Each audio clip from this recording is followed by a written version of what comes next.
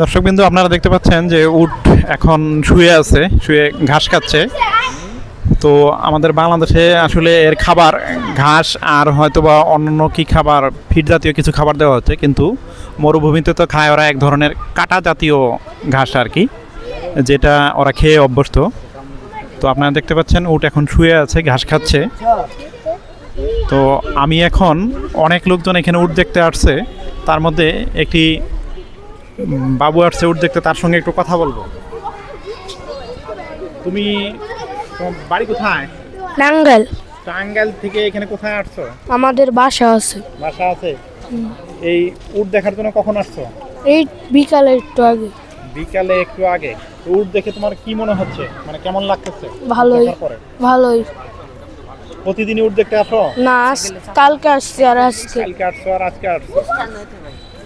ঠিক আছে বাবু, ধন্যবাদ তোমাকে।